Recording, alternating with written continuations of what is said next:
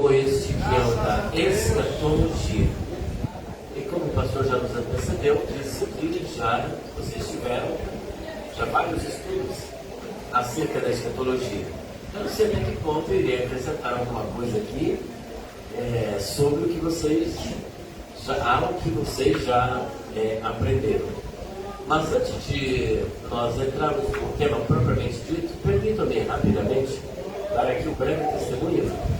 No ano de 1994, eu casei com a irmã Débora Soares e meses depois do nosso enlace, ela se engravidou, só que a gravidez não foi avante por conta de um aborto que ela sofreu. E fomos até o hospital, a médica disse que o feto estava totalmente deformado no útero e se viesse a nascer seria uma criança com sérios problemas. Fomos embora para casa, preocupados de que ela engravidasse outra vez e a criança acabasse nascendo com as características descritas pela médica. Mas sempre há uma esperança quando resolvemos depositar nossa confiança em Deus. E assim fizemos um voto que o Senhor nos desse uma criança perfeita, onde pela primeira vez eu tivesse a oportunidade, estaria dando esse testemunho. E se aqui estou, é porque Deus nos ouviu e respondeu nosso clamor. Meses depois, ela engravidou, o gravidez foi avante, e o Senhor nos deu uma criança e nos deu até o nome Abigail. Então, nasceu e nós, para a glória de Deus, do jeito que nós pedimos, nasceu Abigail. Uma bênção de Deus, ensino para mim assim, um baluarte em todas as atividades, tanto espirituais, como também do ponto de vista econômico, porque ela é gerente da loja, ela cuida de tudo.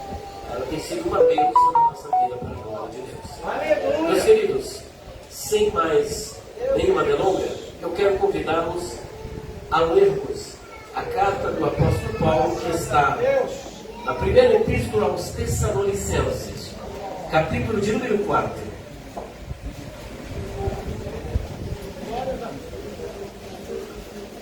Hoje o nosso assunto o tema proposto é ressurreição e arrebatamento. Diga, ressurreição e arrebatamento.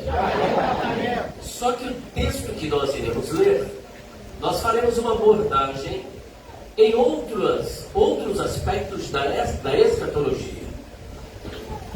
Eu quero convidá-los então a ler no capítulo 4, a partir do versículo de número 13, até o versículo de número 18. Todos encontraram? Não quero, porém, irmãos, que sejais ignorantes acerca dos que já dormem, para que não vos entristeçais como os demais, que não têm esperança. Porque se cremos que Jesus morreu e ressuscitou, assim também aos que em Jesus dormem, Deus os tornará a trazer com ele.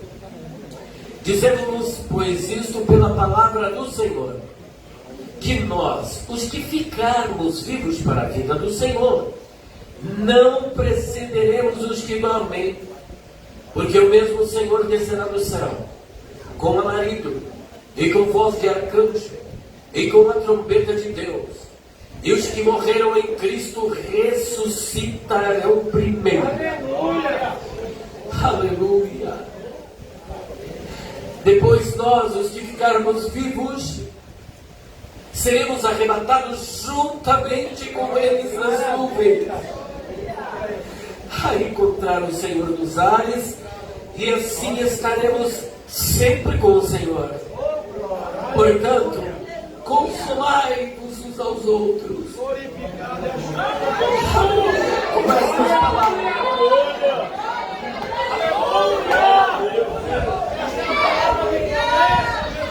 Deus querido e santo de Israel, Senhor nosso Deus e nosso Pai que está no céu, mais uma vez, Pai querido, nós estamos aqui na Tua presença, Pai, para Te glorificar, exaltar e bendizer pela Tua fidelidade, amor e misericórdia. Eu Te louvo, Pai eterno, porque o Senhor é fiel, o Senhor é bom. O Senhor tem nos abençoado. tem dado da tua graça e nos dado essa oportunidade de estar aqui na tua igreja, diante do teu povo, do teu rebanho, das tuas ovelhas que vieram aqui para ouvir somente a tua voz. Por isso eu te peço, Pai, capacita-me nesta noite. Dá-me sabedoria, dá-me entendimento espiritual, derrama sobre mim a tua graça. Em nome do Senhor Jesus, a fim de que o coração do teu povo saia daqui aquecido pela tua palavra. Amém. Meus queridos, dentro do texto que nós acabamos de ler, esse texto, esse bloco, que é o segundo do capítulo 4, ele é conhecido como o bloco exortativo. Diga, bloco exortativo. Por que exortativo? Ele é exortativo porque tem a finalidade de exortar. E exortar não é repreender, tá? Não é bater. Exortar, essa palavra, esse verbo, ele é da mesma raiz que é composta o substantivo parakletos. O parakletos é o consolador. Quando já ouviram falar de consolador? Pois é, o paráclitos é o consolador. Esse consolador, no grego é o paráclitos, que vem de pará. Pará é uma preposição, que significa estar ao lado. Como é que é pará? Estar ao lado. E kletos vem de kalel, que é um verbo que significa chamar.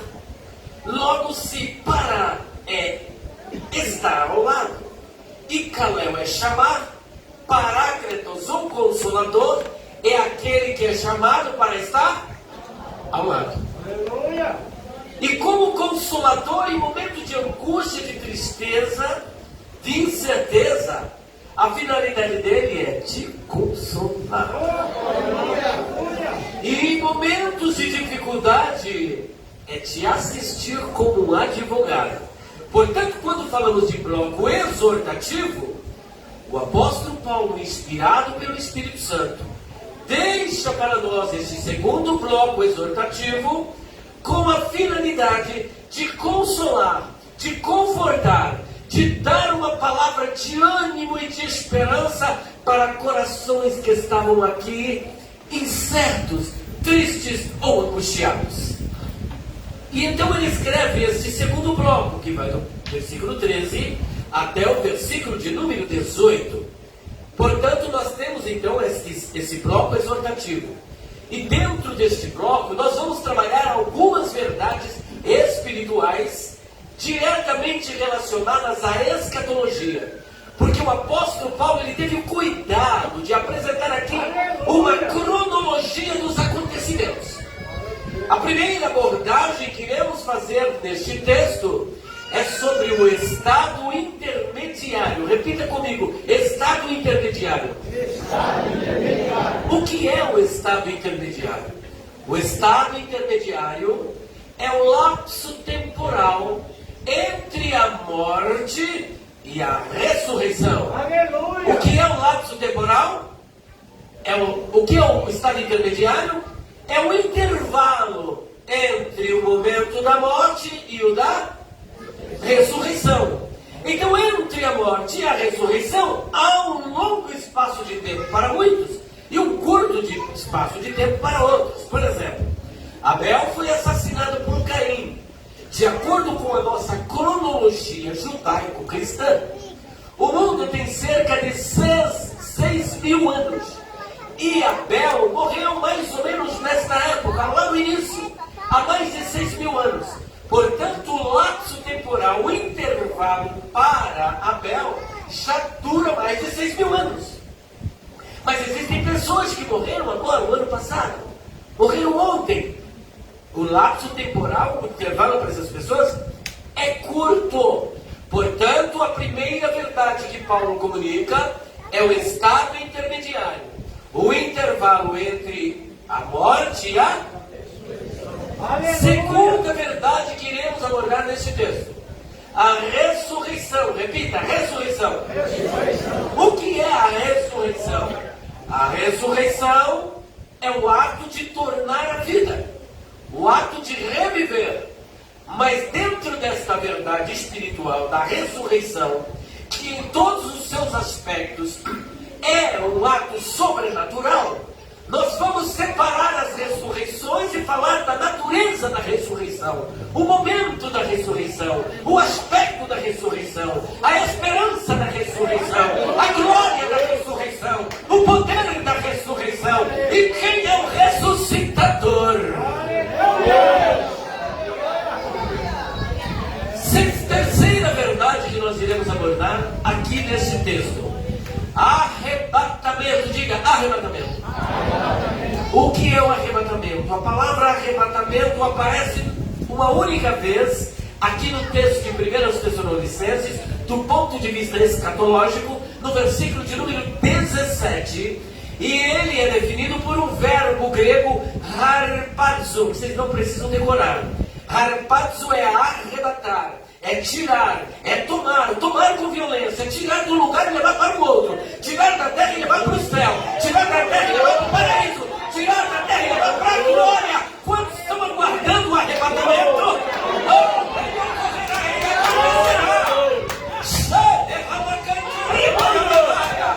Ele está presente aqui nesta igreja, o arrebatador. Quarta verdade espiritual que queremos apresentar aqui: o estado final. Diga, estado final. E por último, consolação. Diga, consolação. O estado final a gente chama na teologia de sumum bonum do cristianismo. Essa expressão é uma expressão latina. Sumum bonum significa bem supremo, o bem maior, a esperança maior. Você está aqui porque você tem uma esperança. Você não está aqui porque você é um desesperado. Você não está aqui porque você não tem esperança. Você está aqui porque você tem esperança. E qual é a tua esperança? Que o Senhor Jesus, por ocasião do arrebatamento, se você estiver morto, você vai ressuscitar. E se você estiver vivo, você será transformado. A sua esperança é ser levado pelo Senhor Jesus para habitar com Ele na glória, participar da ceia do Cordeiro, participar do bema, do tribunal de Cristo, receber galardão, ver o Senhor face a face, estar com Ele na glória. Então você tem uma esperança final. Esse é o sumo bonum. Com base nisso, então, nós agora iremos paulatinamente, visto que eu tenho 1h e 15 minutos para trabalhar. Vamos ver se nós podemos concluir essa promessa. Eu chamo vocês para lerem o versículo de número 13, que está ali na tela. Não quero, porém, irmãos, que sejais ignorantes acerca dos que já dormem, para que não vos entristeçais como os demais que não têm esperança. O que é que Paulo não queria para a igreja de Tessalônica? Que eles fossem ignorantes. Quando Paulo diz, não quero que sejais ignorantes, Paulo está ofendendo essa igreja? Mas se alguém te chamar de ignorante, você vai ficar feliz? Então eu não entendi. Se Paulo disser para a igreja, ignorante, olha só, existe um contexto. Quando ele diz, não quero que sejais ignorantes, a bem da verdade, o que é que ele estava dizendo? Eu não quero que vocês fiquem sem conhecimento. Eu não quero que vocês fiquem privados de conhecimento. É claro que se alguém chegar em você e dizer, seu ignorante, é claro que o contexto implica numa ofensa e você não vai gostar. Mas Paulo aqui não está ofendendo ninguém. Ele só não queria que os irmãos fossem ignorantes a respeito do quê? Dos que já dormem. Paulo, na verdade, por que ele está dando essa palavra? Porque os irmãos sabiam que Cristo voltaria, que Cristo arrebataria a sua igreja. Mas Cristo vai arrebatar a igreja, Ele voltará. Mas o que vai acontecer com o meu parente que já morreu? Com a minha mãe, com o meu sobrinho, com o meu irmão, com a minha tia, com o meu avô, com a minha avó, com a minha esposa, com as pessoas que eu tinha um grau de afetividade muito grande? Eles serão privados deste momento do arrebatamento? Paulo diz, calma aí, eu não quero que vocês fiquem sem conhecimento a respeito do que vai acontecer com as pessoas que... Quando você fala dormir, atenção, porque existe, e agora vai um momento aqui apologético, existe um pessoal de uma seita, o Adventismo do Sétimo Dia, e Testemunha de Jeová, e todos os aniquilacionistas, que eles vão pegar tomar esta palavra dormir, para dizer o seguinte, que quando a gente morre, a nossa alma fica dormindo. Alguns chegam a dizer, não, você é aniquilado. Mas vale uma nota explicativa aqui para esse verbo. O verbo dormir, que aparece aqui no versículo de número 13, trata-se de um eufemismo. Diga, eufemismo. O que é o eufemismo?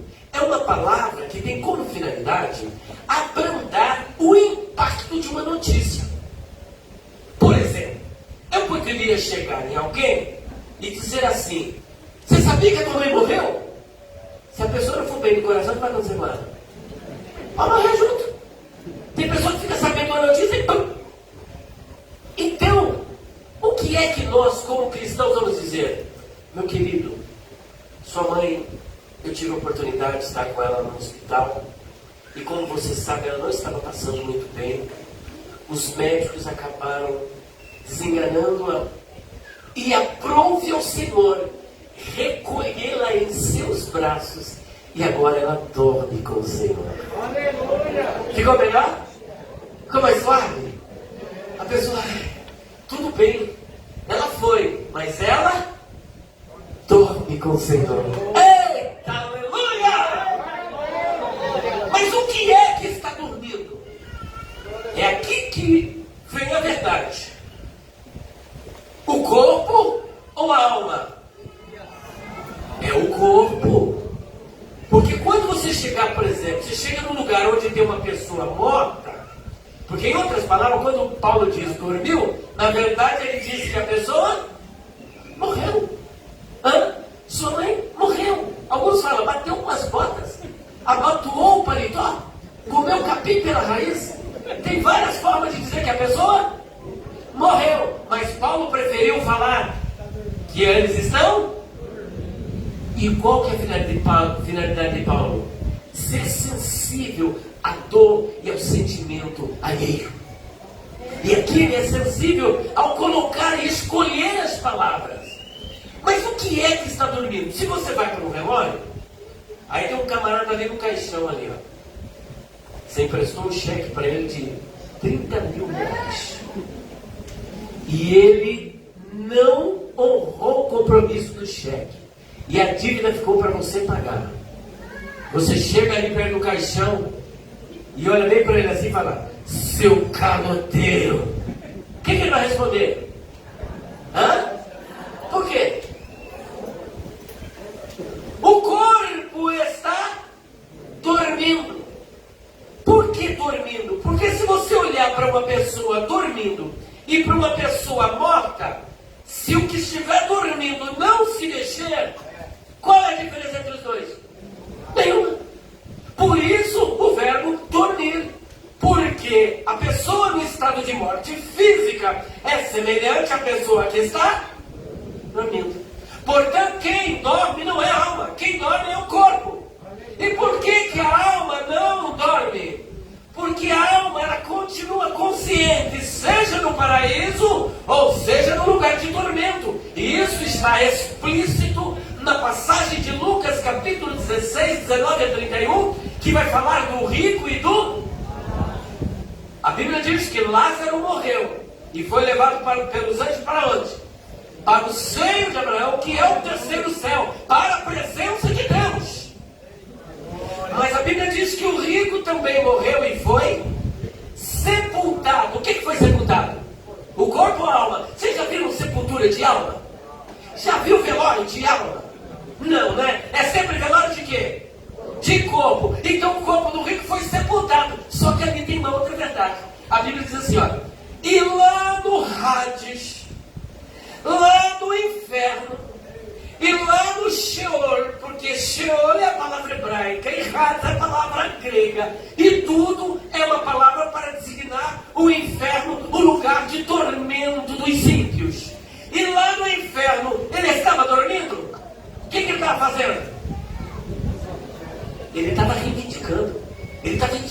desesperado, ele estava querendo, pai Abraão, manda que Lázaro molhe a ponta do dedo e refresque a minha língua, porque eu estou aqui atormentado nessa chama. E manda também que ele vá até os meus irmãos, para que eles não venham para esse lugar. Então ele estava consciente, estava acordado, ele estava vivo, mas o seu corpo estava... É isso aqui que Paulo está falando. Não quero que sejais ignorantes acerca dos que já dormem, ou seja, aqueles cujos corpos foram para sepultura. O corpo foi para a sepultura. Se morreu em Cristo, já está na glória. Mas se não morreu em Cristo, já está no Hades. Pois bem, então nós falamos do estado da morte, o estado intermediário. E quando a pessoa está com o corpo na sepultura, ele está aguardando a segunda verdade que iremos trabalhar aqui. O que ele está aguardando? Seja o salvo ou seja o ímpio. O que ele aguarda? A ressurreição. O que ele aguarda? A ressurreição. Mas aqui começa uma grande discussão teológica. Ressurreição. Tornar a vida. Viver outra vez. Que tipo de ressurreição? Quando Cristo voltar, ímpios e salvos irão ressuscitar? Sim ou não? Claro que não. Claro que não. Gente, eu vim para discordar. Vocês não liguem para mim não. Tá bom? Então é claro que não. Por ocasião do retorno de Jesus, somente os salvos ressuscitarão. Glória a Deus. Por ocasião do retorno de Jesus, somente os salvos ressuscitarão. Só você que é salvo irá ressuscitar. Só você ressuscitará. O estudo sobre a ressurreição, para você ter uma ideia, tem um capítulo inteiro dedicado a essa verdade espiritual. Quem se lembra que capítulo é esse? Quem se lembra? Em que epístola de Paulo vou dar a dica? Alguém falou aí? 1 Coríntios, capítulo 15. Esse capítulo 15 é conhecido como o discurso apologético em favor da ressurreição. Esse capítulo, ele vai se ocupar da ressurreição. E por que Paulo está fazendo isso? Porque havia 3 grupos na época de Paulo. Quantos grupos haviam? 3. Primeiro grupo, os que não criam na ressurreição. Qual é o primeiro grupo? Os que não criam na ressurreição. Entre eles estavam os saduceus. Os saduceus e também os gnósticos, que não acreditavam na ressurreição. E todos aqueles que estavam ligados à visão espírita também não acreditavam na ressurreição. Este é um grupo. E pregavam que não haveria ressurreição. Segundo grupo, aqueles que acreditavam que a ressurreição já havia acontecido. Que grupo era esse? Os que acreditavam? Já tinha acontecido. Traduzindo, não tem mais nada para acontecer, porque Jesus já veio. Inclusive hoje existe este grupo. E o nome deles é preteristas. O grupo dos preteristas, os pretéritos, está no pretérito. Tudo já aconteceu, Jesus já voltou, os mortos já ressuscitaram. Então nós estamos aqui, na verdade, fazendo papel de tonto. Porque tudo que tinha que acontecer, para ele já aconteceu. Mas o terceiro grupo, que é o grupo do qual nós fazemos parte, o grupo que acredita que existe a ressurreição e que nós ressuscitaremos depois da morte. E aqui Paulo começa a trabalhar. E ele, a partir do versículo 12 do capítulo 15, ele começa a dizer aqui o seguinte. Olha o que ele diz aqui. A partir do versículo de número 12 de 1 Coríntios. Ele diz assim, olha. Ora, se se prega que Cristo ressuscitou dos mortos, como dizem alguns, vocês percebem que sempre são alguns. Graças a Deus, né? Não são todos. Como dizem alguns dentre vós, estava lá na igreja lá, ressurreição de mortos. Ora, se prega que Cristo ressuscitou dos mortos, como é que ousam alguns dizer que Cristo não ressuscitou? E ele então começa a trabalhar esta questão sobre a ressurreição, mostrando que existem algumas implicações de nós não crermos na ressurreição de Jesus, que não há ressurreição. Primeira, é vã a nossa pregação. Você está pregando, o que você está pregando? Estamos pregando sobre um Cristo que ressuscitou, mas que na verdade ele não ressuscitou. Então é vã a nossa pregação. Segundo ponto, é vã a nossa fé, porque você está crendo num Cristo que ressuscitou e que tem poder sobre a morte, quando na verdade ele não ressuscitou, e se não ressuscitou, ele não tem poder sobre a morte, então nós estamos perdidos. Prestaram atenção? Ele continua construindo o seu argumento. Somos falsas testemunhas de Deus. E por que somos falsas testemunhas? Porque nós professamos que Deus ressuscitou a Cristo, quando na verdade Deus não ressuscitou. Quarto ponto. Se Cristo não ressuscitou, ainda permanecemos nos nossos pecados. Porque a verdade central do cristianismo consiste em dois pilares. Prestem atenção que é muito importante isso. A verdade central do cristianismo, ela está fundamentada em dois pilares. Primeiro, Cristo morreu pelos nossos pecados. Todos nós antes éramos inimigos da cruz, inimigos de Deus, mas Cristo morreu para pagar os nossos pecados. Cristo morreu pelos meus pecados, pelos teus pecados. Mas se Cristo só tivesse morrido e não tivesse ressuscitado, nós não teríamos a certeza da nossa salvação. E é por isso que Paulo diz logo no início o seguinte: Cristo morreu pelos nossos pecados e ressuscitou para a nossa justificação. É a ressurreição de Cristo que nos justifica diante de Deus. Porque se Cristo ressuscitou, significa que o Pai recebeu o sacrifício. E se Ele recebeu o sacrifício, a tua dívida está paga, o teu pecado foi aniquilado. Você não deve nada para Deus, você agora é amigo de Deus. Está tudo certo entre nós. A distância que nos separava, a cruz nos aproximou e a ressurreição nos libertou.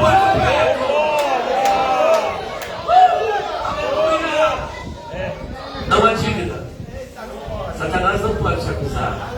O preço foi pago. O pecado foi pago. A dívida foi paga. Você está limpo, você está purificado, você não deve nada. Deus te justificou em Cristo Jesus. A doutrina da justificação deve-se ao fato da ressurreição. A justificação é conhecido na teologia, preste atenção, como o enigma de Deus. Diga, o enigma de Deus. E por que o enigma de Deus? Qualquer magistrado, qualquer desembargador, qualquer ministro ou juiz que num tribunal condenar o inocente e libertar e inocentar o culpado, ele é justo ou injusto? Ele é o quê? Injusto. Deus fez isso. Deus fez justamente isso que você disse. Ele fez o que na nossa concepção é uma injustiça. Por isso é conhecido como o enigma de Deus. E como foi que isso aconteceu? Diante de Deus, eu, você, todos nós, éramos inimigos dele. Estávamos condenados ao inferno. Éramos filhos da ira, culpados pelos nossos pecados. O que é que nós merecíamos? A condenação, o inferno. Deus teria que nos condenar, mas Ele te absolveu, Sabe como que ele te absolveu? Condenando o inocente, o Cordeiro de Deus que tira o pecado do mundo, o imaculado, o puro, o santo, o mais puro do que os céus. Jesus Cristo foi condenado no teu lugar. Ele foi condenado para que você fosse absolvido. Ele foi morto para que você tivesse vida e vida com abundância. Então perceba que a ressurreição, ela tem um papel de fundamental importância. E Paulo continua então, dizendo: se os mortos não ressuscitados, não ressuscitam, os mortos estão perdidos. Os que morreram, que nós dizemos que estão salvos, estão perdidos, porque eles não irão ressuscitar. E por último, somos os mais miseráveis de todos os homens, porque muitos, eles transformam a sua esperança no quê? Numa casa, num condomínio, num carro, numa mulher bonita, num homem bonito, numa farta caderneta de poupança, e ele faz a sua vida aqui, porque ele não tem esperança. A esperança do ímpio é aqui e agora. Por isso ele vai gozar dos prazeres agora. Por que você acha que o mundo cai na gandaia? Por que o mundo cai na farra? Porque essa é a única esperança dele. Mas a nossa esperança é a sua vinda. A nossa pátria está no céu, de onde aguardamos o Salvador, que é Cristo, o Senhor. A nossa esperança é uma esperança viva. A nossa esperança é o retorno de Cristo. E por isso muitas vezes nós pagamos um preço, procurando viver em santificação, procurando viver na presença de Deus, resistindo às tentações, para que naquele dia nós não sejamos confundidos. Agora no versículo de número 20 do capítulo 15, olha o que Paulo agora confessa: mas de fato Cristo ressuscitou dentre os mortos. O que aconteceu? Mas de fato o quê? Cristo ressuscitou dentre os mortos. E o que mais? E foi feito o quê? As primícias dos que dormem. O que Paulo quer dizer com isso? Ele afirma que Cristo ressuscitou, mas não contente em falar da ressurreição de Cristo, ele acrescenta algo. O que ele diz? Que Cristo foi feito o quê? As primícias. O que significa isso? Primeiro, a ressuscitar. Primícias é uma palavra que vem do grego aparre. Diga aparre. Essa palavra aparre é a forma grega de uma expressão hebraica bikurim, que havia em Israel várias festas judaicas. E uma dessas festas era chamada de Hag HaBikurim. Não precisa demorar isso. Hag HaBikurim, que significa a festa das primícias. O que era a festa das primícias? Era a festa dos primeiros frutos. Quando a colheita estava para ser colhida, né? Quando a lavoura estava para ser colhida, o que é que era feito? O pessoal não entrava na lavoura para colher. E uma pessoa via o fruto que havia amadurecido primeiro, e geralmente era o fruto da cevada. Eles colhiam um feixe daquela cevada, levava até o sacerdote, e lá dentro do templo, o sacerdote movia aquele molho da cevada de uma parte para outra. O que era isso? Ele estava consagrando o resto da colheita. Depois de consagrado o resto da colheita, o povo podia entrar na roça e fazer a colheita. Só que antes de fazer a colheita, primeiro era colhido o molho das primícias. Agora Paulo toma isso como ilustração para mostrar que Cristo é esse molho que foi colhido primeiro. Cristo foi feito as primícias dos que dormem. Cristo foi feito o quê? Ou seja, Cristo foi o primeiro a... Cristo foi o primeiro a... Vocês têm certeza disso? Sim ou não? Sim ou não? Sim. Então tá.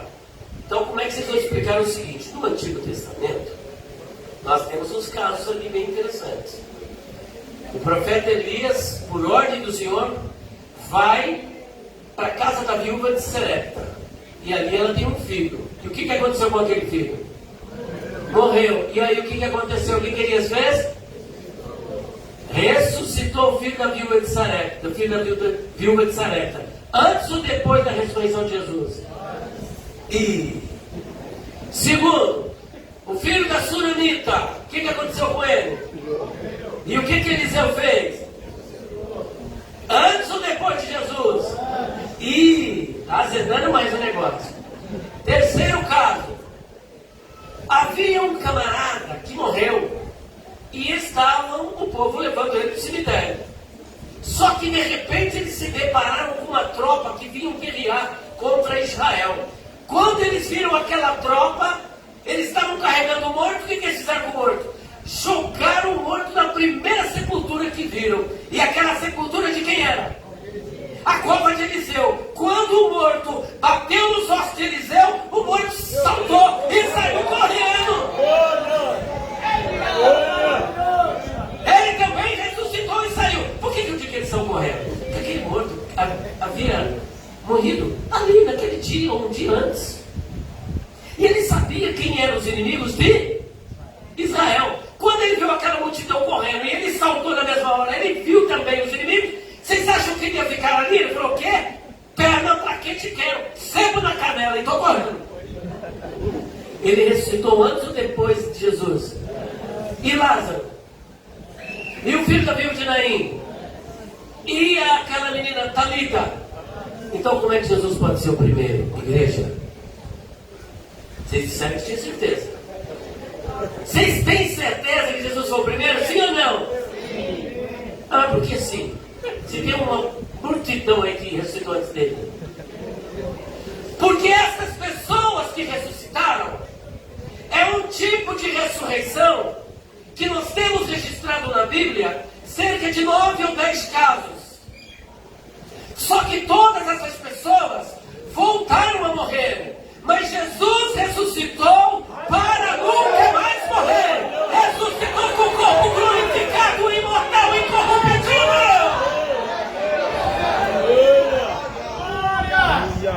A ressurreição de Jesus é imortal. A ressurreição de Jesus é glorificada, é gloriosa. A ressurreição de Jesus é para uma verdade incorruptível. A ressurreição de Jesus é uma ressurreição celestial, porque é um corpo glorificado para viver no céu. E para viver no céu tem que ter corpo celestial. Sem corpo de glória não tem como habitar no céu. Vocês se lembram de Moisés? Moisés chegou em Deus e disse assim: Senhor, rogo-te que me mostres a tua. Eu quero te ver, Senhor. Ele falou: Moisés, logo no início da sua carreira, quando eu te chamei, você se revoltou e deu 5 desculpas indesculpáveis. E eu não te matei. Deus ficou irado com Moisés. Deus podia ter matado. Mas não matou. Segunda vez, Deus disse para Moisés: Moisés, bate na rocha. Ele fez o quê? Bateu. Só que na segunda vez, o que Deus disse? Fale com a rocha. Moisés foi lá irado e ó. Deus poderia tê-lo. Agora o que ele está pedindo? Rogo-te que me mostres a tua. Falou: Moisés, espera um pouquinho, você está de brincadeira comigo. Eu já podia ter matado 2 vezes. Agora você está pedindo para me ver. Nenhum mortal, ninguém pode ver a Deus e continuar vivo. Quando Isaías teve aquela visão, ó, foi uma?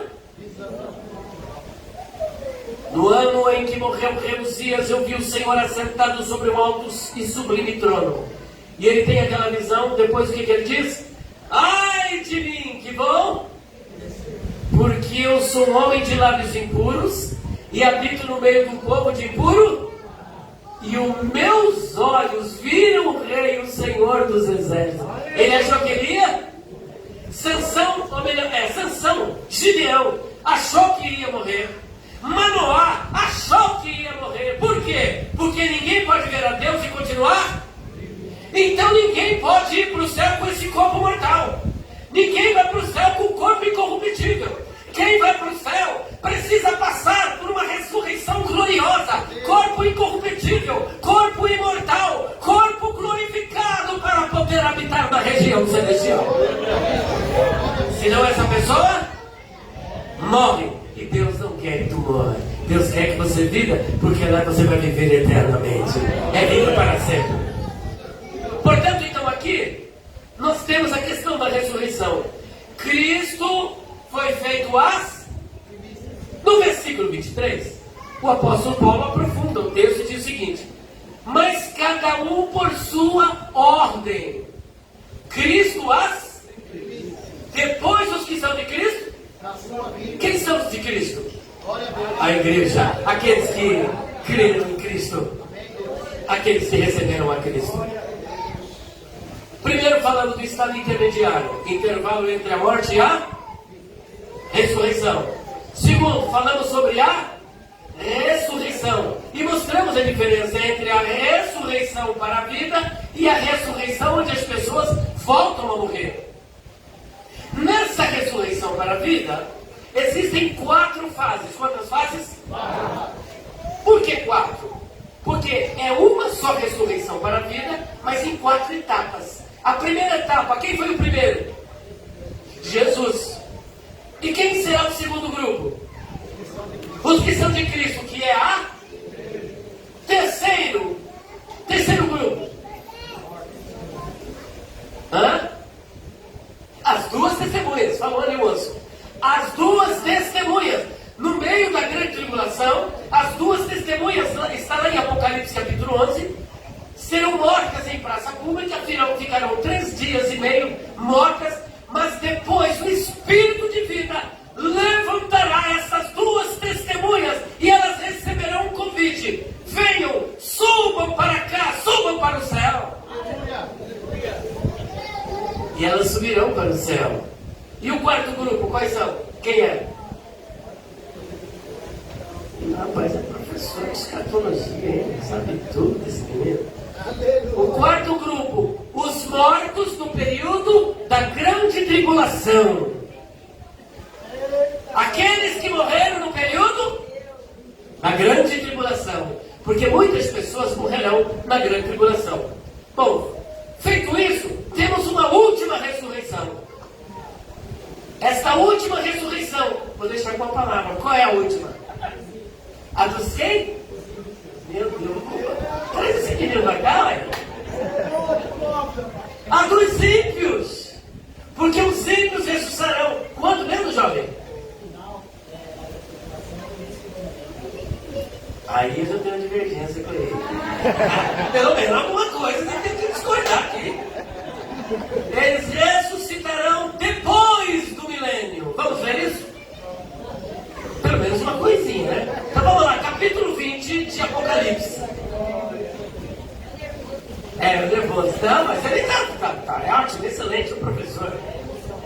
Apocalipse capítulo 20, versículo 4 e 5. Eu quero que vocês, por gentileza, leiam. 1, 2, 3. E vi tronos, e assentaram-se sobre eles, e foi dado o poder de julgar, e vi as almas daqueles que foram degorados pelo testemunho de Jesus e pela palavra de Deus, e que não adoraram a besta, nem a sua imagem, e não receberam o sinal das suas testas, nem nas suas mãos, e viveram e reinaram com Cristo durante 1000 anos. E o que mais? Mas os outros mortos não reviveram, até que os 1000 anos se acabaram. Esta é a primeira ressurreição. Então esses ímpios só ressuscitarão quando? Depois de 1000 anos. Você está de parabéns. Pelo amor de Deus. Não, é um equívoco. O professor não erra. Ele se equivoca. Você conhece, viu? Pode botar fé que conhece, tá?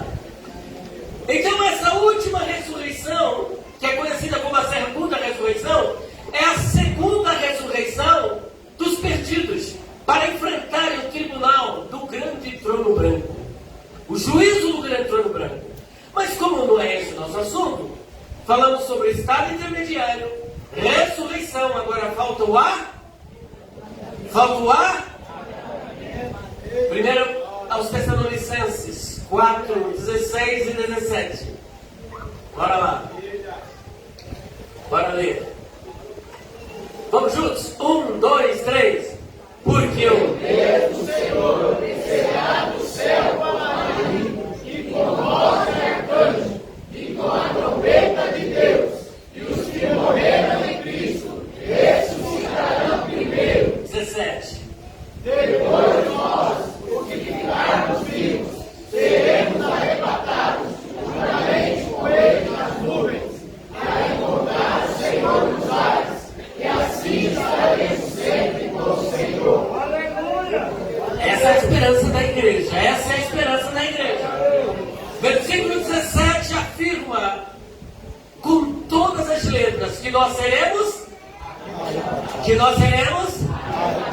O que é isso? Seremos tirados.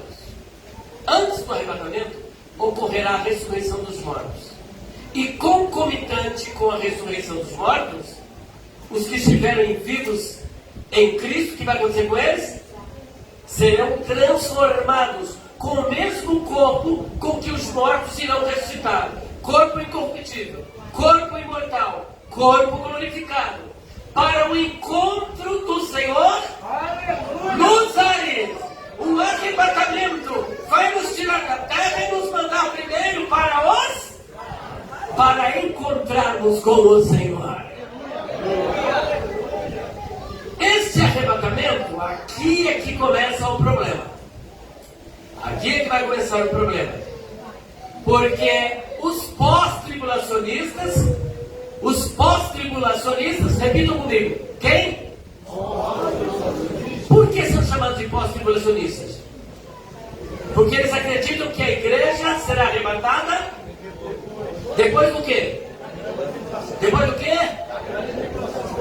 Mas os pré-tribulacionistas, quem são eles? Os que acreditam que a igreja... Aqui há um grande problema. Pergunte para mim, irmão, por que você não é pós-tribulacionista? Pergunte. Porque na visão pós-tribulacionista, a igreja não vai para o céu. Simples. Vou repetir. Não sou pós-tribulacionista, porque na visão pós-tribulacionista, a igreja não é arrebatada para o céu. Ela não vai para o céu. E vou explicar por quê. Como é que eles creem? Os mortos são ressuscitados, os vivos são transformados, e o grupo forma, esses dois grupos, de vivos e os ressuscitados, formam um só grupo para encontrar o Senhor nos... Só que eles dizem o seguinte: eles vão até os ares, ali nos ares eles se encontram com Jesus, e dali dos ares eles descem para... Gente, aí não vai, né? Não, aí não. Aí não, gente. Eles acreditam então que a igreja, ping-pong, ioiô, bate. Eu não gosto muito de usar isso, que fica meio sarcástico, né? Mas é a verdade. Por que eles dizem isso? E agora aqui vocês vão me aguentar um pouquinho. Eu vou entrar um pouco dentro da cultura greco-romana e da judaica. Existe uma palavrinha que aparece aí nesse texto, que está ali, depois das nuvens. O que vem com eles nas nuvens? Encontrar. A bem da verdade, a palavra que aparece ali é um substantivo. Ali está um verbo, mas no grego não é verbo, é substantivo. E o substantivo é encontro. Diga encontro. Tem tradução que diz para o encontro. E essa palavra encontro, que aparece para nós na língua portuguesa, ela vem de um verbo grego que é, não preciso decorar, apantal. Diga apantal. Apantal é encontrar. E encontro é apântesis. Diga apântesis. Esse substantivo apântesis, ele era utilizado no mundo greco-romano para descrever uma recepção formal que era dada a um dignitário. O que é um dignitário? Pergunte, o que é um dignitário? Uma alta autoridade. Um rei, um príncipe, um governador, o imperador. Então, quando um governador vinha visitar Sorocaba, imagine que aqui é um país, tá? Então ele vinha visitar. O que é que o rei Paulo Sierra fazia? Mandava uma comitiva. Vai lá recepcionar o governador que está vindo aqui para Sorocaba. Essa comitiva, quando ia, ela fazia uma festa. Tocava trombeta, tocava buzina, tinha churrasco. Vamos trazer para o nosso dia agora? Tinha churrasco, viu, pastor? Tinha churrasco.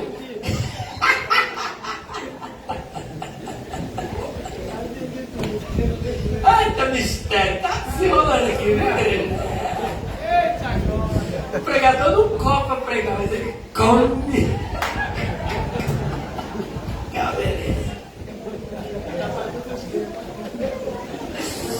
É tudo brincadeira, né, gente? Mas vamos voltar para a seriedade agora. Então ele designava essa comitiva para recepcionar o dignitário. Quando recepcionava o dignitário, o que a comitiva fazia? Voltava com o governo para a terra do governo ou trazia o governo para Sorocaba? Trazia para Sorocaba, porque afinal de contas foi o governador Paulo Sierra que enviou a comitiva. Então ele tinha que vir para onde? Para Sorocaba. Com base nisso, os pós-tribulacionistas vão dizer o seguinte: esse substantivo apânteses, ele serve para descrever o que vai acontecer na volta de Jesus.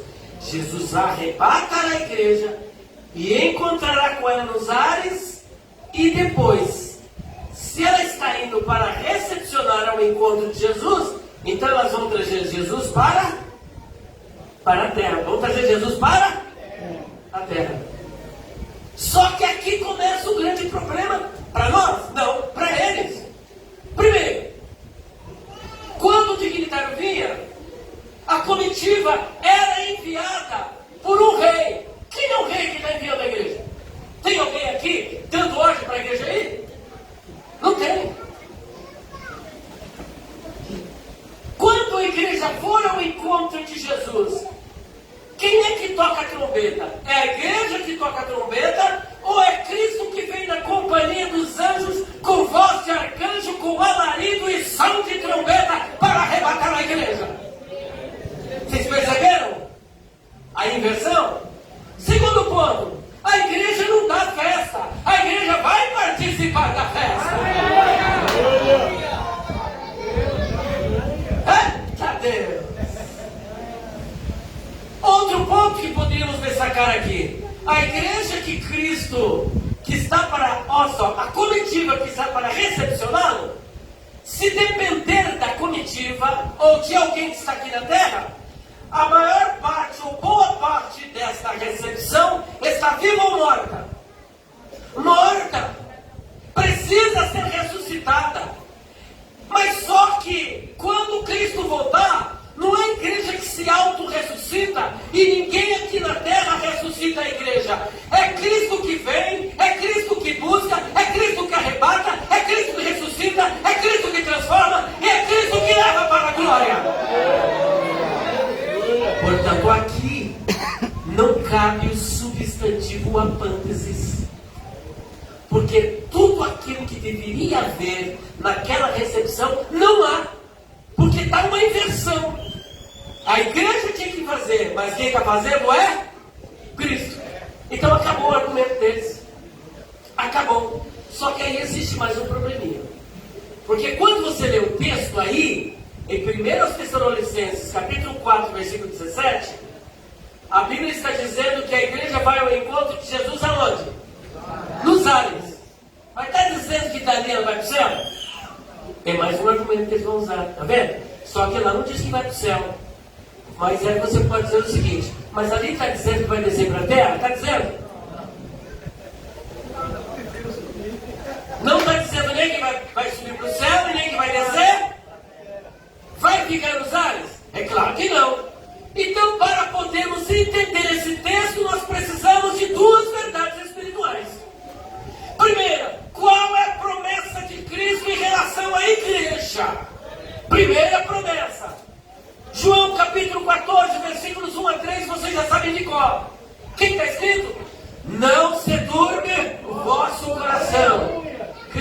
em Deus, crede também em mim. Na casa de meu Pai há muitas moradas. E se não fosse assim, eu vou teria dito: vou preparar-vos lugar. E quando eu for e vos preparar lugar, voltarei outra vez e vos levarei para mim mesmo, para que onde eu estiver, vocês estejam também. A grande pergunta agora que não quer calar é: onde é a casa do Pai? Pergunte. Onde é a casa do Pai? Jesus responderá com Mateus capítulo 6, versículo de número 9, na oração do Pai Nosso, a oração dominical que ele ensina para os discípulos. Portanto, vós orareis assim. Como é que é para orar? Pai nosso que estás no céu. Eita glória! Pai Nosso que está no céu! A casa do Pai é o céu e é para lá que Jesus levará a igreja. É para o céu!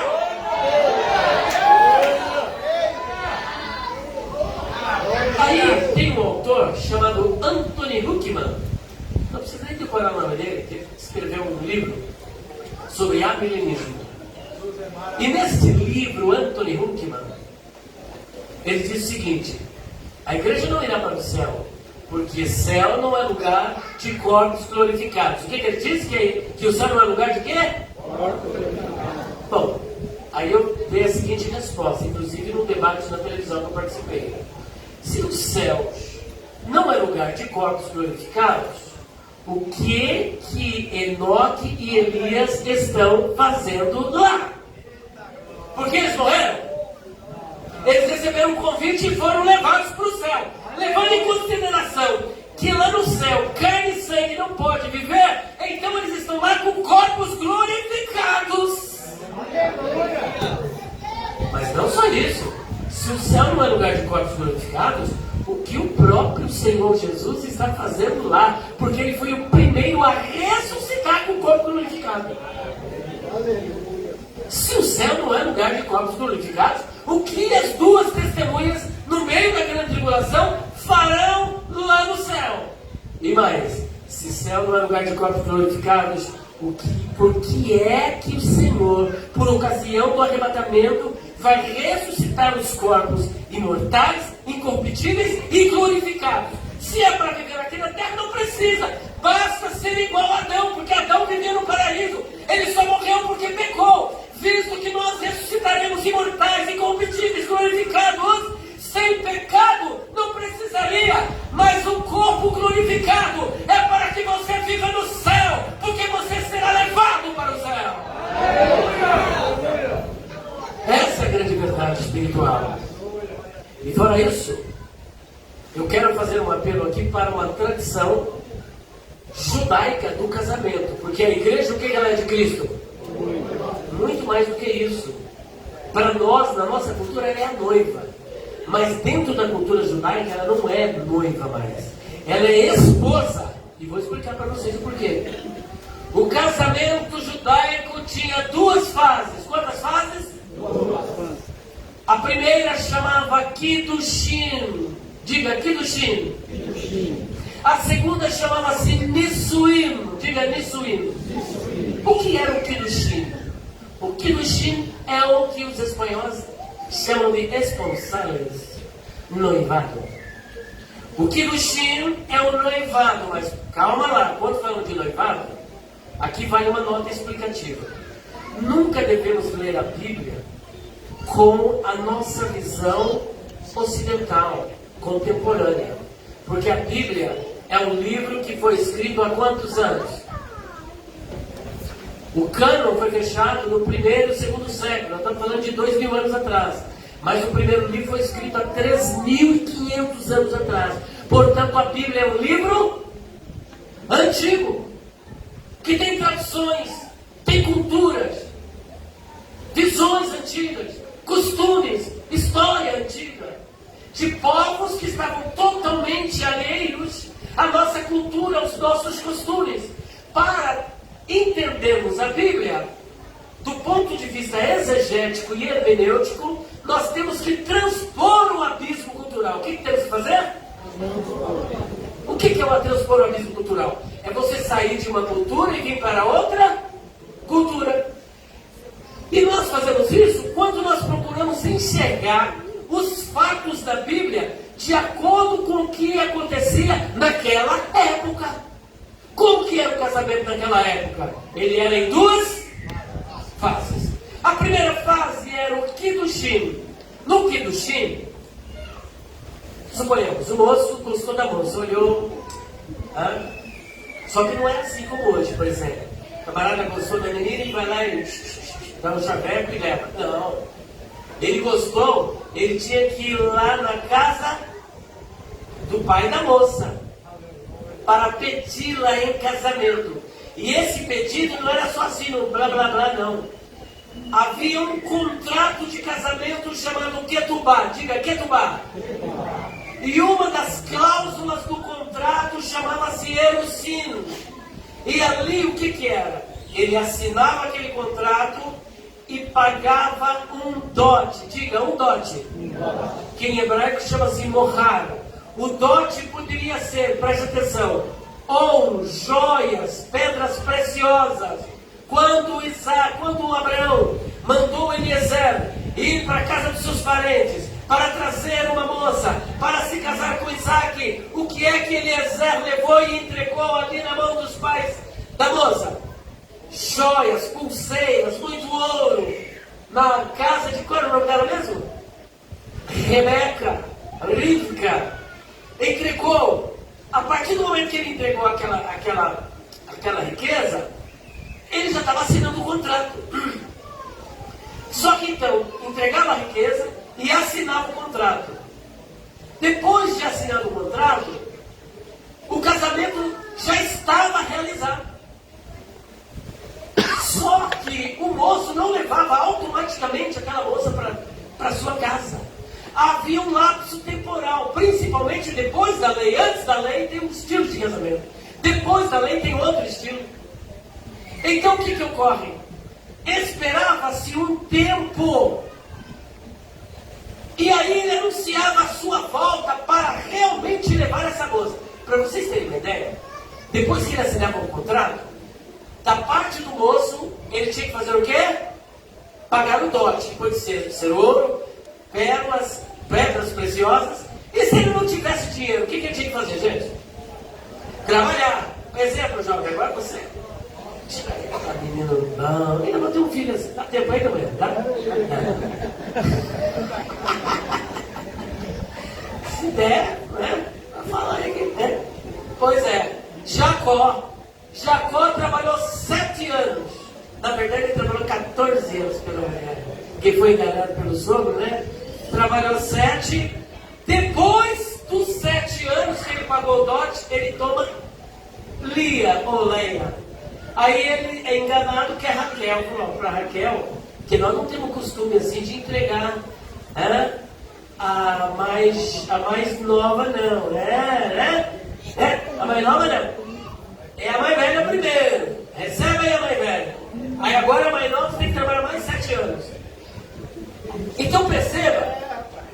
Agora, depois de casado, ele pagava o dote, havia a responsabilidade dele. Presta atenção, irmãos. E a responsabilidade da moça, qual que era? A moça, ela tinha que se manter o quê? Pura, virgem, imaculada, sem pecado. Não podia haver engano. Não podia haver engano por parte desta moça. Porque ela já estava. Se ela fosse de outro homem, durante esse período da assinatura do contrato, ela ainda não havia sido tomada pelo noivo, mas se ela pertencesse a outro homem, ela era considerada o quê? O quê? Por quê? Ela não levou para casa, mas ela já estava adúltera, se porventura ela fosse de outro. E o estupro de uma moça era pior do que se fosse de uma mulher que já tivesse pertencendo ao marido. O castigo para o transgressor era maior. E outra coisa, se o moço de repente desistisse daquele relacionamento e olhasse para outra mulher e quisesse se casar casar com outra mulher, o que é que ele tinha que fazer primeiro? Ele tinha que se divorciar. Tinha que ter uma carta de divórcio. Então veja a seriedade. Assinou o contrato, pagou o dote, já estava casado. O que ela tinha que fazer? Se guardar pura, virgem, fiel ao seu marido que haveria de ver. Essa fase, para vocês terem uma ideia, ela era tão séria que se tivesse uma convocação para a guerra, esse moço não poderia ir, porque tinha uma mulher esperando por ele. Olha, você não tinha que ser fiel. Então tinha alguém esperando por ele. Essa moça estava esperando por ele. Ele não podia ir para a guerra. Agora, quando chegava o tempo, que podia ser 1 ano, 2 anos, 3 anos, até 7 anos, dele buscar essa moça, ele anunciava que voltaria. Estão entendendo? Eu vou buscar a minha esposa. Aí, quando era dado o anúncio, o pai da moça fazia uma comitiva de moças. Vocês se lembram da parábola das 10 virgens? Quem se lembra? A parábola das 10 virgens é uma comitiva de moças que vão ao encontro do esposo, mas elas acabaram dormindo. Então ia essa comitiva. Quando essa comitiva ia ao encontro, é interessante que em Mateus 25, versículo 1 e versículo 6, a mesma palavra que aparece em 1 Tessalonicenses 4,17, que é encontro, a pântesis, aparece também em Mateus 25, versículo 6, que é a pântesis, que é o encontro. Elas iam ao encontro. Quando iam ao encontro, a moça estava junto. A esposa era entregue para aquele esposo. A partir dali, para onde eles iam? Não iam mais para a casa da moça. Aquele moço pegava a sua esposa e levava ou para a casa do seu pai, ou para a casa que ele havia preparado. É isso que vai acontecer. O preço já foi pago, a igreja é a esposa. O contrato foi assinado lá na cruz do Calvário. O sangue foi derramado. Você agora pertence a Cristo. Você é esposa de Cristo. Você tem que se manter virgem, pura, fiel. Não pode ser de outro homem, porque o esposo virá, o esposo voltará.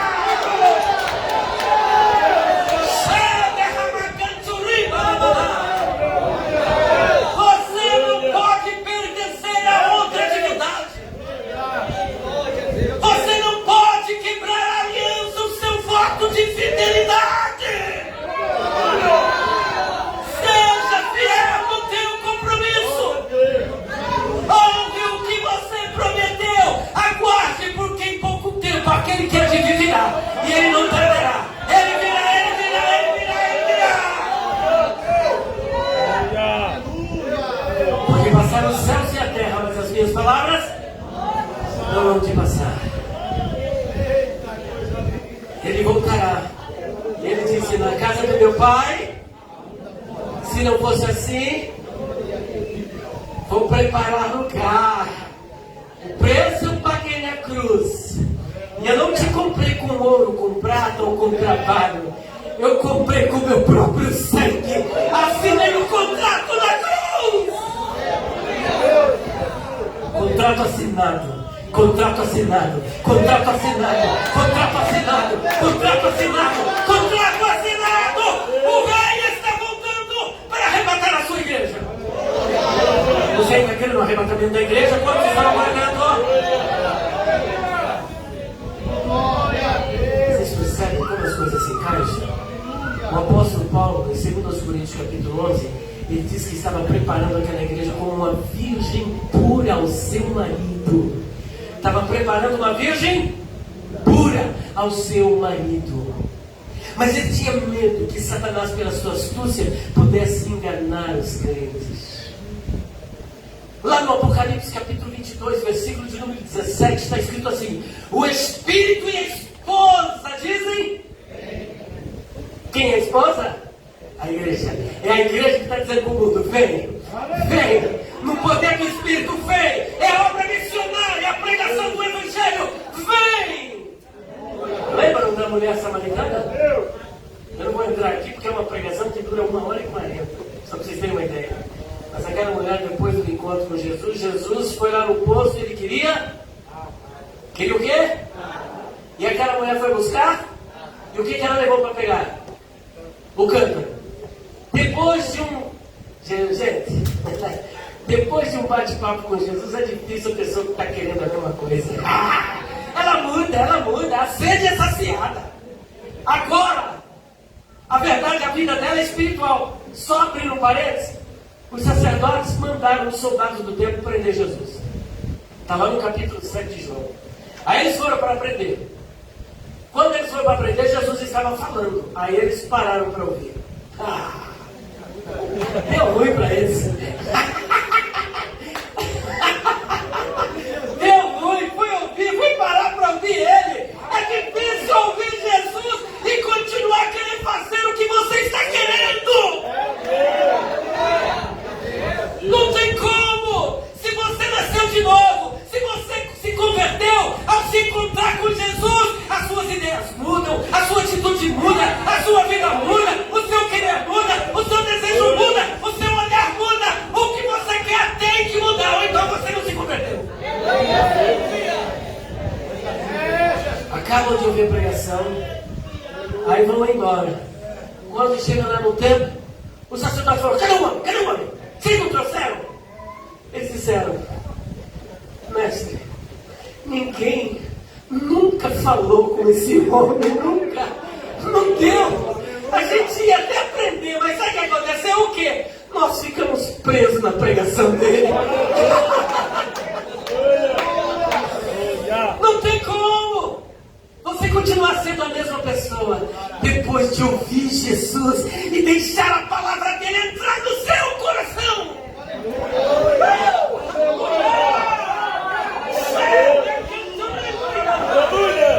Quem teve um encontro com Jesus? Quem não viu Jesus? Quem não viu Jesus aqui?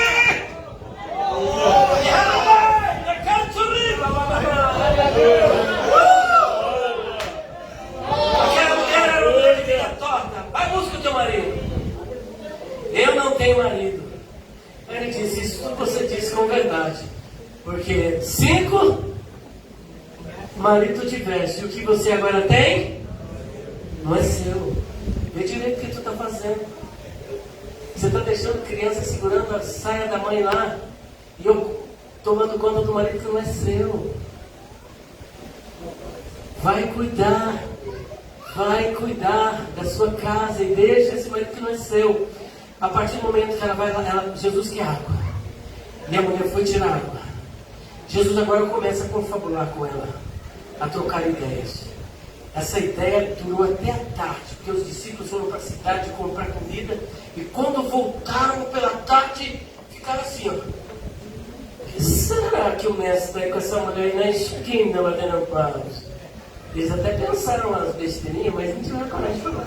Porque naquela época, nenhum homem judeu que se prezasse ficaria com uma mulher sozinho conversando. Ainda mais um samaritano da vida torta. Aí ele vai ainda pede água. Pedir água para uma mulher naquela situação era sinônimo de assédio sexual. Jesus quebrou todos esses preconceitos. Judeus não se comunicavam com os samaritanos. Jesus foi lá e quebra o preconceito. Se havia inimizade entre eles, um judeu tinha que fazer amizade. Esse judeu é Jesus. Agora é você. Porque Jesus está em você. Você é representante de Jesus. Você é embaixador de Cristo. Promotor da paz. Mas vamos, senão vamos acabar entrando na outra pregação. Quando aquela mulher então acaba de ouvir Jesus, eu vou fazer a pergunta para vocês. Jesus bebeu quantos copos d'água? Quem sabe? Nenhum. E aquela mulher levou quantos cântaros de água?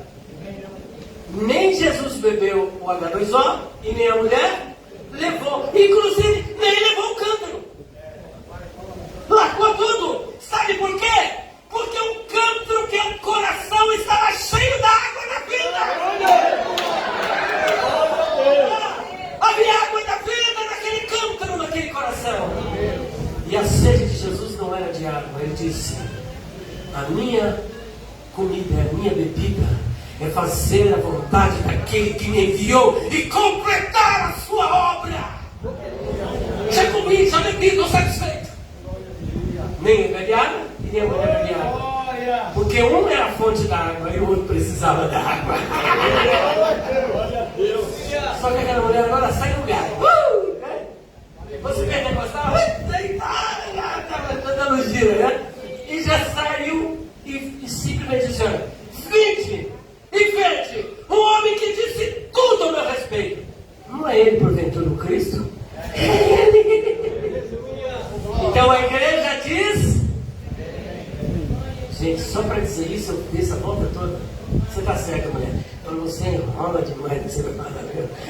É um giro danado. O Espírito e a esposa dizem? Então a igreja é o que de Cristo? E ela está aguardando o quê? O encontro. O encontro vai ser nos ares. Mais do que na festa é no céu. É na casa do Pai. A casa do Pai é o céu. É o estado final. Agora por último, consolai-vos uns aos outros com essas palavras. Consolai-vos uns aos outros. Pronto, pode consolar. Diga para as pessoas que você tem uma esperança. Você tem um Cristo vivo que ressuscitou. Que os mortos não ficarão na sepultura. Os que creram em Cristo ressuscitarão. E depois serão arrebatados. E depois serão levados para a casa do Pai. Para a casa do Pai. Para a casa do Pai. Para a casa do Pai.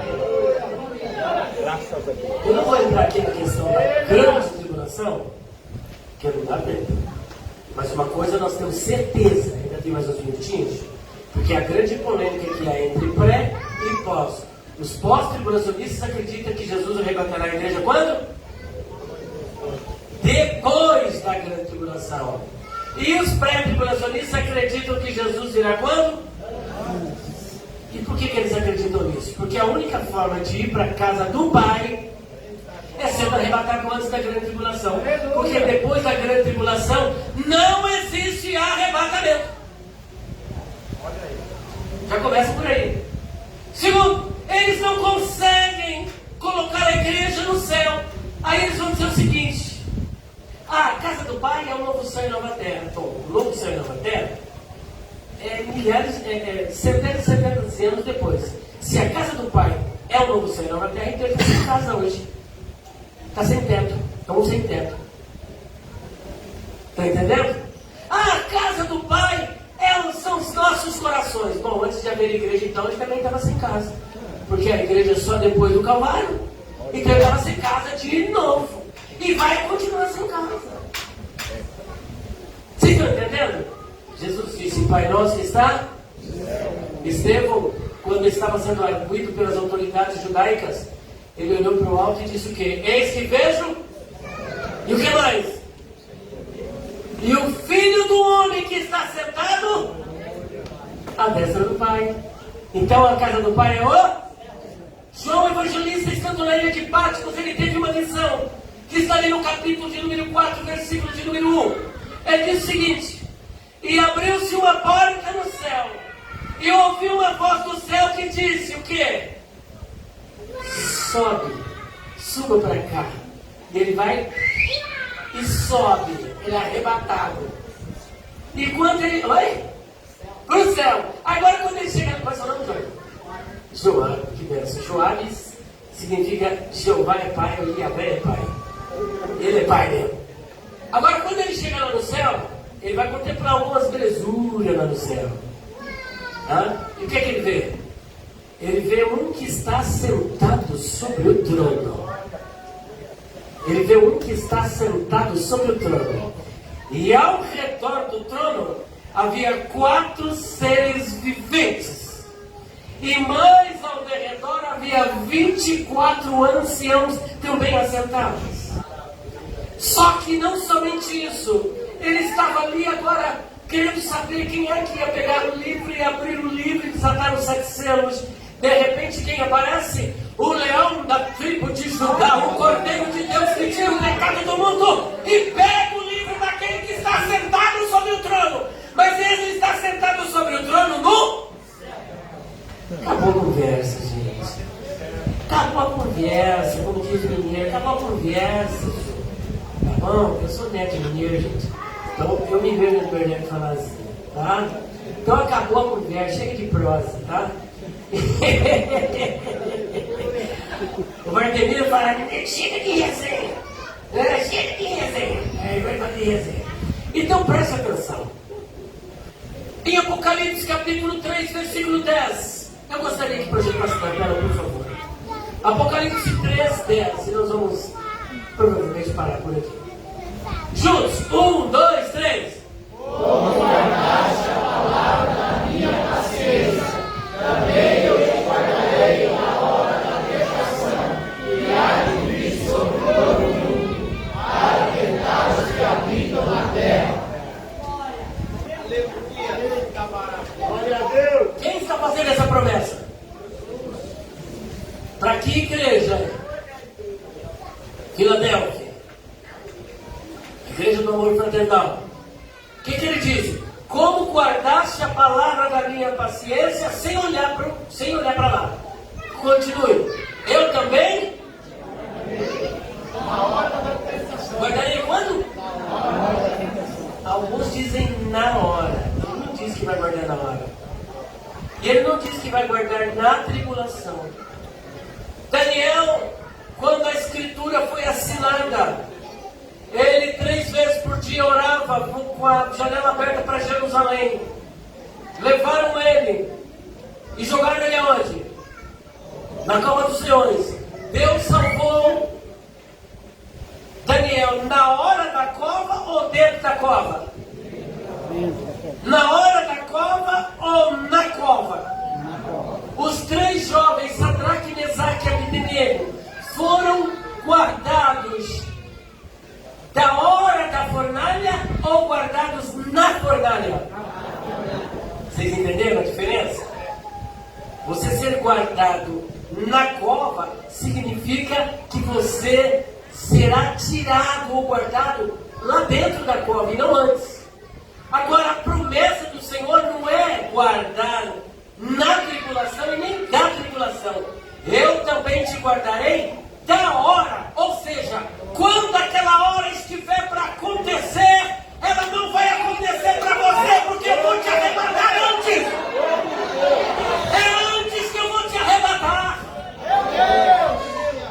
Eu vou te guardar da hora, não é na hora, não é na tribulação, não é na tribulação, não é no meio da tribulação. A igreja não passará pela grande tribulação, é promessa de Jesus. Essa passagem é suficiente. Mas eles arrumam muitos textos que não dá para nós trabalharmos aqui, tá bom? Mas fique nesta palavra. Ele me guardará da hora, não é da tribulação, é da hora da tribulação, é da hora do assalto. O assalto vai acontecer às 11 horas. Ele vai te guardar dessa hora. Você será tirado da terra antes da grande tribulação. A igreja será arrebatada antes da grande tribulação. A tribulação é algo atípico, é como nunca houve, nunca jamais haverá. Aí eles diziam assim: mas Deus seria injusto. Os crentes, fiéis, santificados, consagrados, passaram por tribulação. Por que a igreja não passará pela tribulação? Em outras palavras, estão querendo dizer: nós que somos meia boca, marca barbante, vamos ser livres? Talvez seja justamente por isso. Porque eles passaram que aguentavam, mas não vão aguentar, que eu falo, eu tiro vocês antes, que eu não quero perder ninguém. Mas não é isso não. Se Deus é injusto, então preste atenção. Tribulação, a igreja sempre passou. Só que Jesus não disse que aquela será uma tribulação, mas será uma? Como nunca houve e nem jamais haverá. Ela é demais. E a Bíblia diz que se aqueles dias não fossem abreviados, nem os escolhidos, nem os santos se salvariam. Nem os judeus, que são os escolhidos, que são santos. É outra história. Gente, escatologia é muito longo esse negócio. Então percebam que é uma tribulação diferente. E é por isso que a igreja não passará pela grande tribulação. Que Deus abençoe a igreja no nome do Senhor Jesus.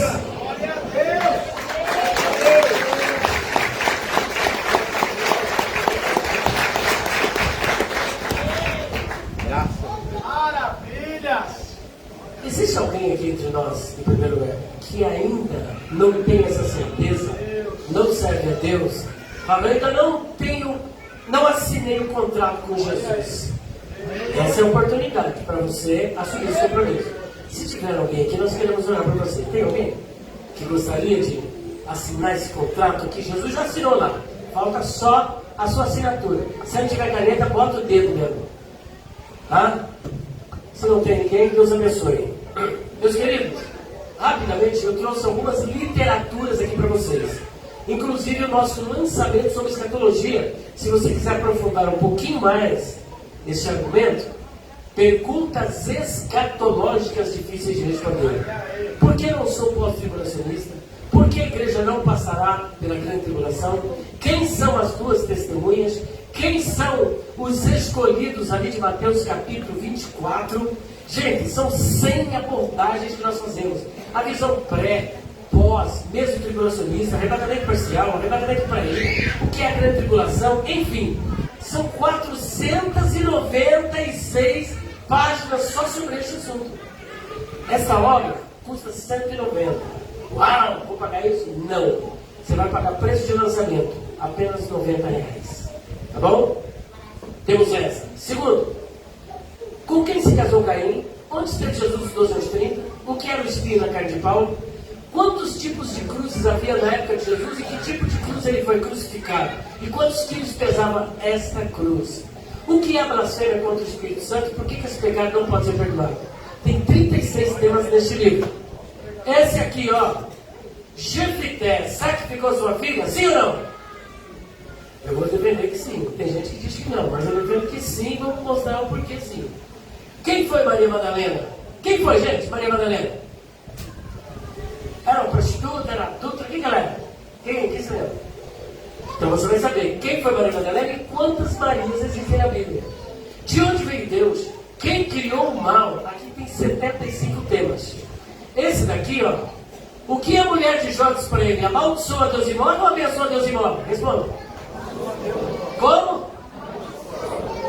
Eu vou dizer para vocês como é que está escrito na língua hebraica e não é exibicionismo. Está escrito assim, ó. Vatomer lo ishto oler hamahazik betum terra barech Elohim vamut. É isso que vocês entenderam. Quero que vocês expliquem aqui. Vocês não acreditam? Vocês não acreditam? Eu explico. Claro que eu explico. Vocês estão rindo por causa do entender, né? Mas está aqui explicadinho, gente. Olha, só um spoiler para vocês. Isso aqui trata-se de... Oh, spoiler, essa saiu da cartala, viu? Spoiler, uau! É o seguinte, trata-se de um fenômeno na língua hebraica chamado Tikkun Soferim. Repita comigo. Tikkun Soferim. Significa correção dos escribas. O restante você vai saber aqui. Tá bom? Além disso, o que é o batismo com o Espírito Santo? O que é o batismo com o Espírito Santo e com fogo? É o juízo? Hã? É uma ação do Espírito Santo? Qual é a evidência do batismo com o Espírito Santo? Será que só quem é batizado com o Espírito Santo tem o Espírito Santo? Será que só quem é batizado com o Espírito Santo é salvo? Gente, são 59 temas, ó. Quantas tribos havia em Israel, gente? Rapidinho, quantas? Quantas? Se leu também, né? Ele tá certinho, viu? 13, gente. Quantas vezes o galo cantou, gente? Agora eles vão ficar esperando você falar. Cantou, mas só que o galo não era mais. Ó, perguntas difíceis de responder sobre a imortalidade da alma, a vida após a morte, estado intermediário. Todos aqueles detalhes que eu falei para vocês estão aqui nesse livro, ó. São quase 500 páginas. O rico e Lázaro era uma parábola ou uma história real? O ex-ladrão na cruz foi no mesmo dia com Jesus ao paraíso? Sim ou não? Sim ou não, gente? O que Jesus disse para ele? Mas como Jesus poderia ter levado ele naquele mesmo dia, se 3 dias depois, ou no terceiro dia, Maria Madalena se aproxima dele e ele diz: não me toque, porque eu ainda não subi para o Pai. Se ele mesmo não tinha subido, como é que ele levou? Outro detalhe: vocês sabiam que um condenado levava de 3 a 9 dias para morrer na cruz? Sim ou não? Então, se ele levou 3 dias para morrer, como é que Jesus podia ter levado ele no mesmo dia? Ai, ai, ai. Gente, tem resposta, tá aqui, ó. Tá aqui, você fala: agora eu vou levar esse livro. Tudo isso tem resposta. Essas perguntas que eu fiz para vocês são os adventistas do sétimo dia que gostam de fazer. A testemunha de Jeová, para querer enrolar vocês. Eu já vou explicar essas duas aqui, porque eu não quero, de repente você não pode comprar, então como é que sai dessa? Vou explicar rapidinho, tá? Uma pessoa levava de 3 a 9 dias para morrer. Mas por que aquele moço morreu no mesmo dia? Porque os judeus foram até Pilatos pedir para quebrar as pernas dos crucificados. Esse ato de quebrar as pernas chamava-se crurifrágio. Quando quebrava as pernas, a pessoa não se sustentava mais na cruz e morria por asfixia ou morria de insuficiência cardíaca, porque todo o sangue era derramado. Ela levava de 12 a 30 minutos para morrer, de modo tal que ele morreu naquele dia. Quando Jesus disse: não me toque, porque eu ainda não subi para o Pai, Jesus não subiu para o Pai com o corpo glorificado, mas em espírito como Deus. Ele sobe, porque ele é Deus. Jesus era homem e era Deus. Morreu como homem, mas não como Deus. E como Deus, ele cumpriu a sua promessa e levou o ex-ladrão na cruz. Eu estou dando essa explicação porque vai, que você não pode, aí você fala: meu Deus, aí fica essa pulguinha na sua orelha, né? Eu não quero deixar pulga na orelha de ninguém. Tá aqui. E por último, olha só o tijolo. Isso aqui expulsa até demônio. Se não quiser sair, ó, é só soltar assim, ó.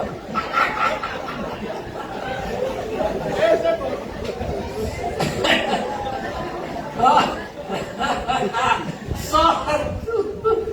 Gente, ô Jesus, me converta, Pai. Eu não posso com essas brincadeiras na sua casa. Gente, olha por mim, Jesus vai fazer, vai completar a obra da minha vida, viu? Olha, essa obra tem quase 1.200 páginas. Dicionário de palavras, expressões, interpretação e curiosidades bíblicas. Aqui tem teologia, tem etimologia, tem usos, costume, cultura. Aquilo que nós fizemos, transposição do abismo cultural, tem aqui. Aquela explicação que eu dei para vocês sobre o casamento judaico, está tudo aqui. Como é que o judeu vê o casamento? Está nessa aqui de escatologia. Só esse dicionário, gente, ele custa R$360. Quanto custa? É caro, né, gente? Fala a verdade. Gente, não vou falar, não. É uma frase que o pessoal diz. Eles dizem assim: olha, só acha caro um livro quem não sabe o preço da ignorância. Não é ofensa. Ou seja, só acha caro um livro quem não sabe o preço da falta do conhecimento. Mas, pelo amor de Deus, é uma frase. Então não tem livro caro. Só que, na verdade, não é esse valor que tu vai pagar. Você vai levar esse dicionário que custa 360, esse que custa 180, esse que é 95, mais esse que é 95, mais esse que é 30, mais esse que é 190, tudo por 450. E como é que eu pago? 3, 4 vezes. Mas eu quero individual. Aí a gente vende 90, 20, 60, 60, 100 e 180. Amém, pessoal? Gente, vocês não entenderam o que eu disse não, né? É uma frase, tá? É apenas uma frase, pelo amor de Deus. Eu quero que vocês... E se alguém se ofendeu, em nome de Jesus, já me perdoa. Tá bom? Eu quero sair daqui na bênção. Agora, eu vou fazer igual a pessoa da congregação. Quem sentir de comprar, compra. E quem não sentir, compra assim mesmo. E agora eu vou falar igual... Ih, Jesus, tem vergonha. E eu vou falar igual o Valdemir. Eu trouxe a maquininha, viu? E eu abençoo quem pagar o Pix.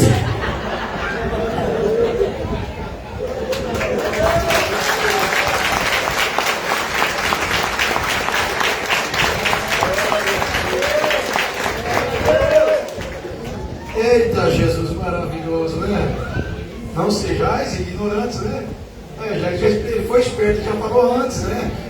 Paulo também era esperto, viu? Se Paulo tivesse livros e livros, teria feito a mesma coisa, pastor. Mesma coisa, viu? Aleluia. Quem gostou do estudo, diga amém.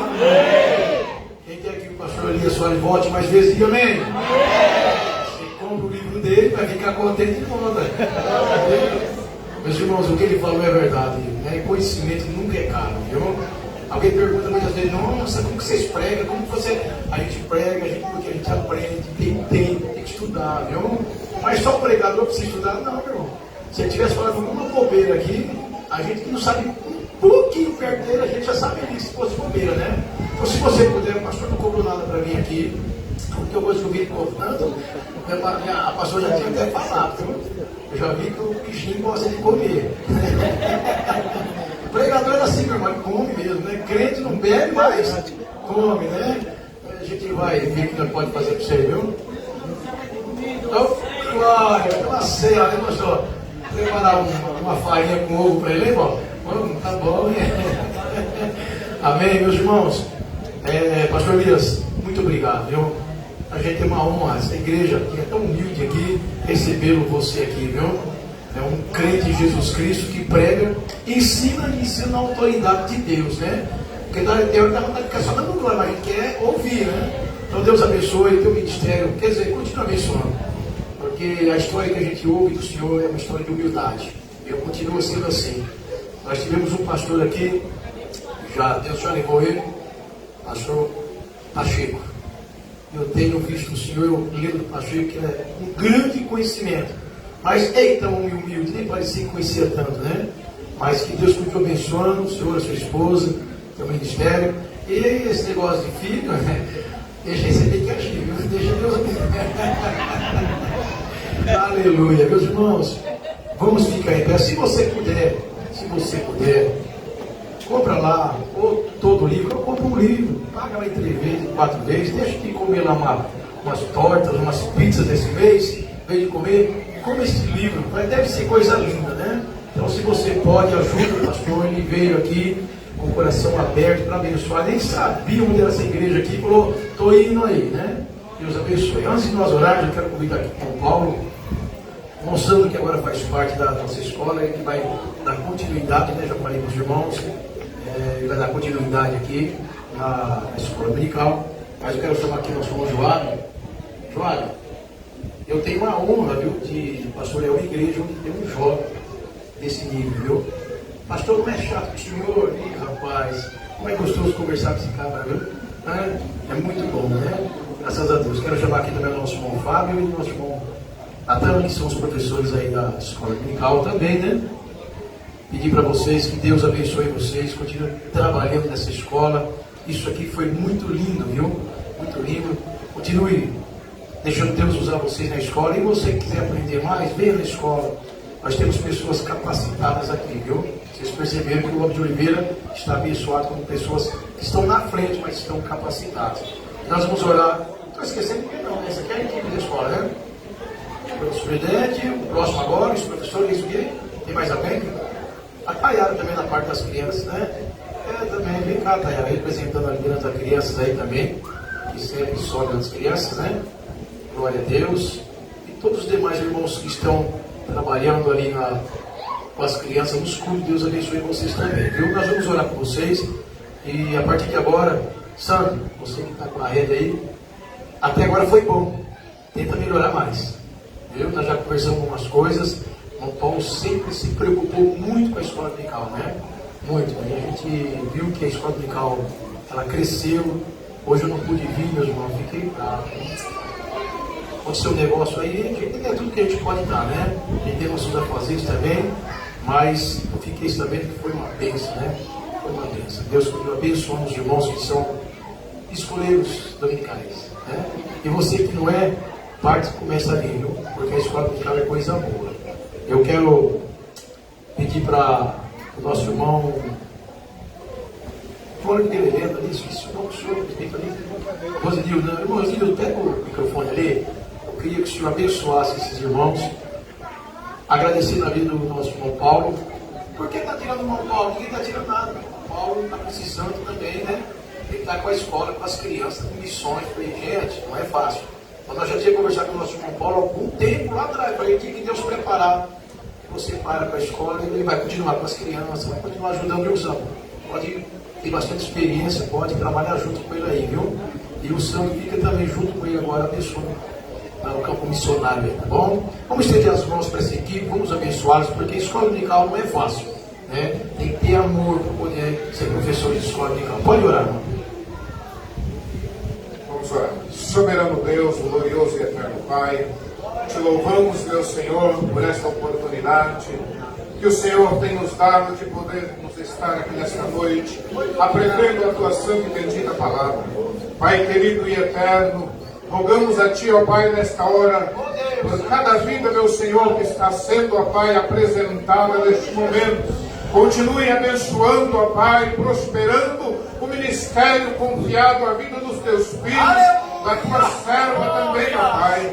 Deus querido e santo, no nome de Jesus, ó Pai, dá-lhe sabedoria, dá-lhe entendimento, ó Pai, muito amor no coração, meu Senhor, para poder, ó Pai, trabalhar no ensinamento da Tua santa e bendita palavra, pois precisamos crescer, meu Senhor, e assim o Teu nome ser glorificado neste lugar.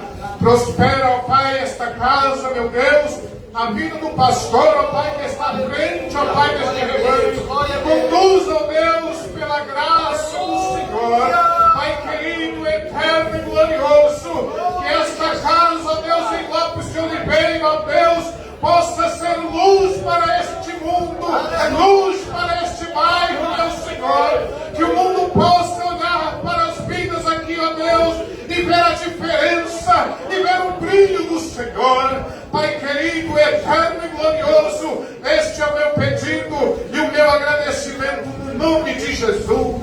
Amém. Glória a Deus. Pode bater uma salva de palmas para eles, Deus abençoe. Agora vamos orar para que Deus faça os nossos lares, né? Graças a Deus, com bastante conhecimento.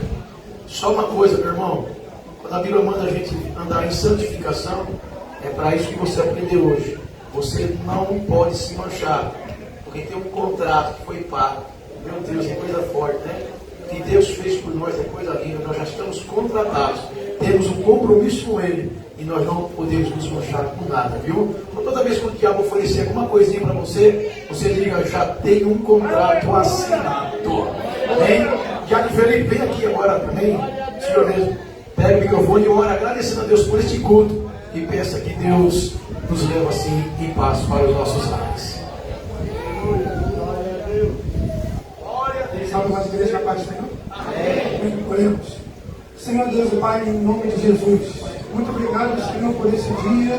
Muito obrigado, Pai, por tudo aquilo que nós ouvimos aqui nessa noite. Senhor, as pérolas, Pai, que nós podemos aprender aqui, Pai, que é de muita valia para o nosso ministério, para a nossa vida. Que o Senhor continue, Pai, nos abençoando. Que o Senhor continue, Pai, fortalecendo-nos na nossa fé, Senhor, para que possamos aguardar a Tua vinda e esperar o Senhor, Pai, o alarido da trombeta no céu, Pai, quando nós seremos arrebatados. Fica conosco, nos dê um resto de dia abençoado e uma semana, Pai, abençoada na Tua presença. Nos leva debaixo das Tuas santas e poderosas mãos para casa. Guarde o Teu povo, livra o Teu povo, em nome de Jesus. Amém. Amém. Os irmãos de Vila Helena ali, transmite um abraço carinhoso aí para o pastor Jean, viu? Transmite um abraço da igreja e do pastor para ele, amém? Que a maravilhosa graça de nosso Senhor e Salvador Jesus Cristo, o grande, sublime e maravilhoso amor de Deus, a mais doce e íntima comunhão e as consolações do Espírito Santo seja com todo o povo de Deus, desde agora e para todos sempre. Aqueles que serão arrebatados, dizem? Um abraço que está ao teu lado, diga: tu tem um contrato com Ele, viu?